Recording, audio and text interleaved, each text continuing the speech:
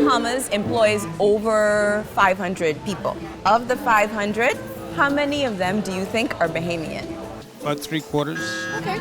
I will say 80%. I would say all. All? I would say about 98%. 98%. Yes. I was going about 80%, so but 98 sounds better. I'd say 80%. I think about 95% of them are Bahamian, yes. What if I told you 99%? 99% of the people is Bahamian? 99%. That's true? Excellent. Yeah? So Cable Bahamas is entirely for the Bahamian people. That is correct. Cable Bahamas is widely represented by Bahamians. Well, now you know.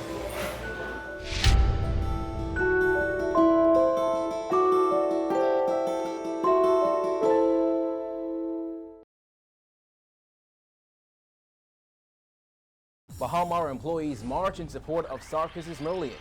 This as political leaders blast government over its handling of the matter. That Grand Bahama traffic fatality now classified as a murder. Plus, the Good Samaritan Home for the Elderly needs your help. You've got those stories and more tonight. I'm Kyle Joaquin, and NB12 starts right now.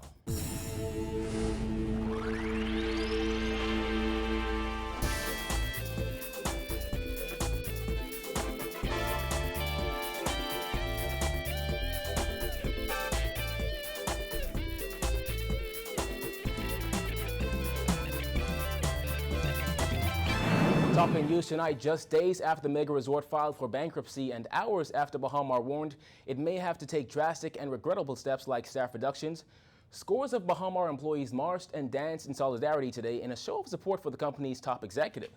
This following days of commentary concerning the future of the resort's employees now that the multi-billion-dollar development has admitted it can't access money for payroll. The celebration came the day after ratings and agency Standard & Poor's threatened to downgrade the Bahamas as a result of Bahamar's bankruptcy and says it believes the development will have difficulty maintaining its employees if the matter remains unsolved over the coming weeks. Dana Smith reports.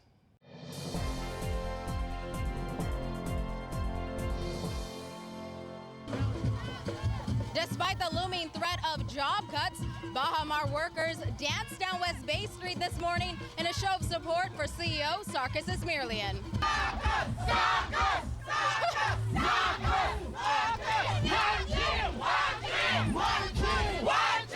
In the wake of the bankruptcy filing, hundreds of Bahamar employees were sent home indefinitely, and Izmirlian warned Bahamar would have to cut jobs if it does not resolve the matter in the next few weeks. And while Bahamar has received a U.S. court order authorizing it to continue paying wages, it has also paved the way for layoffs, allocating $1.8 million for severance payments. And just yesterday, Bahamar warned it would soon have to take drastic and regrettable steps, including substantial staff reductions, after its application for an automatic stay was deferred in the Supreme Court. This, as many continue to question the future of the thousands of employees at the site whose jobs are hanging in the balance. However, the difficult position the resort finds itself in did not appear to have a negative effect on the employees, who appeared in a celebratory mood as they waved flags, danced, and chanted, "Sarkis, we love you," and "One team, one dream." We did it because we want to show our support to Sarkis and the whole. He is an awesome guy, and we just can't await this to open. That's basically it. It's a peace march to show our tribute to him. I radio and you love it just for Sarkis. Love you, Sarkis. Thank you, Sarkis. Love you.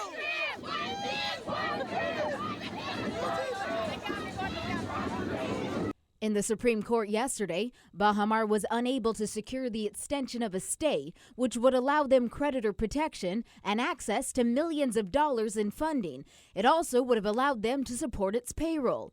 Government has already stepped in to foot the bill for this month's salaries, though who will be paying for the next is still unclear given the present situation. About 200 of the 2,000 employees at the resort turned up for the march, donning their blue Bahamar t-shirts.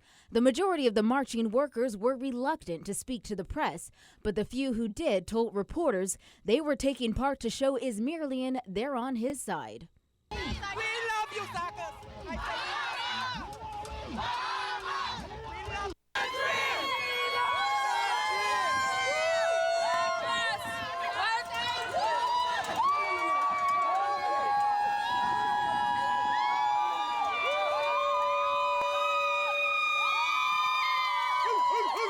Baha Mar Senior Vice President Robert Sands was seen watching the employees on the sidelines. He called the march a tremendous show of support for the company's CEO. This is a staff-initiated project. Tremendous support for Mr. Izmirlian. That's all I have to say. It speaks for itself. Sands was very limited in his remarks to the press, offering a no comment to questions concerning employee payroll, job cuts, and Baha Mar's court action. Event organizers Reginald King and Nicholas Lockhart said the march was planned as a way to show employee appreciation for Izmirlian. When asked if employees are, at all, feeling any anxiety or concern given this week's events, Lockhart noted these are trying times, but said employees are not nervous. All we want to focus on is the march and showing them we appreciate them. We just want to show them we appreciate them. We ain't feel no type of nervousness or nothing like that. We know this. We have faith in this. We ain't have no other feelings except to show them appreciation. We started to feel passionate in our conversation about Mr. Izmirlian and what he has done for us. And the conversation, it brought up a lot of memories, and it really it showed us and it made us to express to each other what he really meant to us. And we wanted to know what we could do to show our appreciation and what we could do to help our other colleagues show their appreciation. The march comes as international credit rating agency Standard & Poor's questioned the future of the thousands of employees at the site if there's a prolonged delay in the opening of Baha Mar. S&P said if the dispute remains unresolved over the next couple of weeks, it believes the developer will be unable to continue employing the more than 2,000 workers already hired, let alone hire the additional 3,000 workers it planned to hire upon opening. And noting Baha Mar has been in a dispute with its main lender and contractor, S&P said if the parties do not come to an agreement in the next several weeks, there are risks that not only will Baha Mar be unable to open in the near future, but that if and when it does, it will not receive the amount of visitors it initially expected, thus tarnishing the reputation of the Bahamas' tourism industry. The agency said the bankruptcy filing could result in a lengthy delay in the opening of the multi-billion-dollar mega resort, and this delay, in turn, could weaken the image of the Bahamas' tourism brand and lead to lower economic growth. S&P said it could lower its ratings on the Bahamas by one or more notches if there's a prolonged delay in reopening Baha Mar or if the project fails. S&P is now placing its long-term and short-term foreign and local currency sovereign credit ratings for the Bahamas on Credit Watch. Reporting for NB12, I'm Dana Smith. Well, if you happened to drive past Baha Mar last night, you would have noticed quite a few lights on. The resort's convention center was completely illuminated, as well as the parking garage, each tower, as well as the exterior. All this just hours after State Minister for Legal Affairs Damian Gomez told the Supreme Court that government will not turn off the lights at the resort. According to the list of creditors in the Delaware Bankruptcy Court, Baha Mar owes BEC $19.5 million. We contacted Baha Mar's VP of Administration and External Affairs, Robert Sands, who said last night was nothing unusual, as lights are always on everywhere. Another Baha Mar official said there wasn't any overt reason why the lights were on, as there was no work being done, and that it may have been people doing inspections. Opposition leader Dr. Hubert Minnis may have not yet accepted the Prime Minister's offer to meet and discuss the Baha Mar bankruptcy matter, but Long Island MP Loretta Butler Turner today calling the government out for what she dubbed its incompetence in handling such a major undertaking. Simone Davis reports.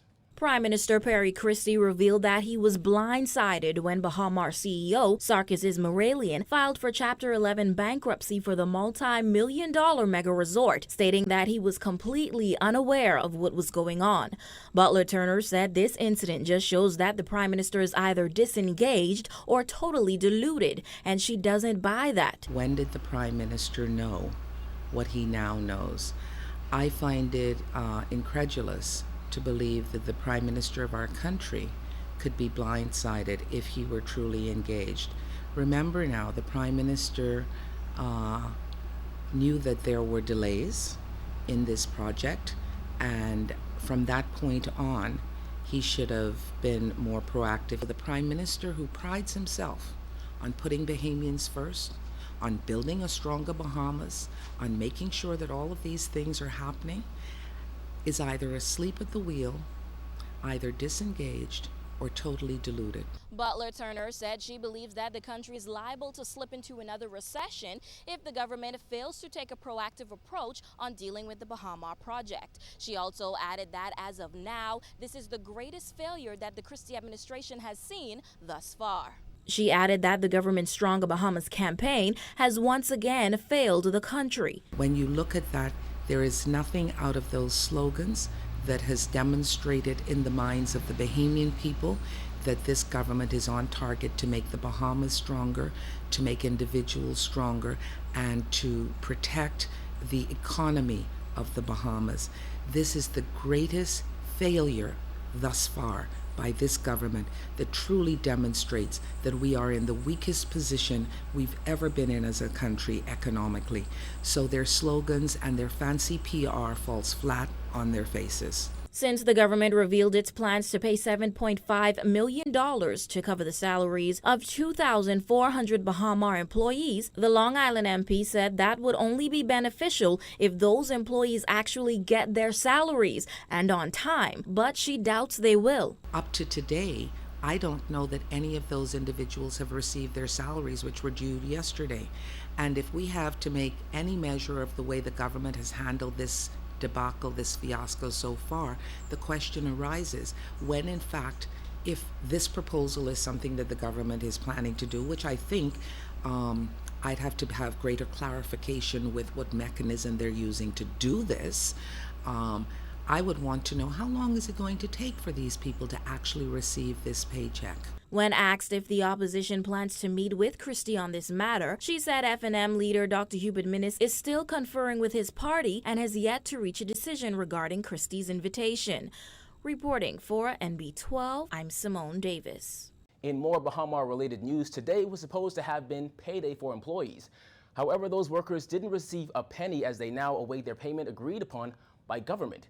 Democratic National Alliance leader Bramble McCartney said the government's agreement to pay the salary of all 2,400 Baha Mar employees for this month is nothing but another political move. It's political what the Prime Minister and his government did yesterday. That is not the way it ought to happen. There were provisions made for the payment of persons by the persons who rightfully owe the Bahamian people their salary. McCartney questioned the government's motive for their agreement to pay the workers, even though a U.S. court in Delaware has already approved the use of funds for Baha Mar to pay employee salaries and benefits. In addition, McCartney said he firmly believes that if government can do that for Baha Mar, it should be able to assist other struggling businesses in addition to the thousands of CLECO policy holders. You cannot say you're going to pay Baha Mar's employees for political reasons and not deal with the mortgage relief that was promised for thousands of people who've been working and paying on their mortgages for years and years and now losing their homes. You cannot just go and pay the workers of Baha Mar and do not look after those 8,000 plus persons who cannot turn on their lights at home. Then there's international credit rating agency Standard & Poor's threat yesterday to downgrade the Bahamas as a result of Baha Mar's Chapter 11 bankruptcy. McCartney says this is just the latest in a long list of slip-ups on the part of the government. We are asking this government that they must realize that they have not governed this country properly over the last 3 years. As a matter of fact, things have gotten worse. And perhaps the best thing for them to do at this stage now is to dissolve Parliament and call an election so that the Bahamian people can put a government in there that would look out for their interests, that would be open, transparent, and accountable to the Bahamian people, that will cause investors to now come back to this country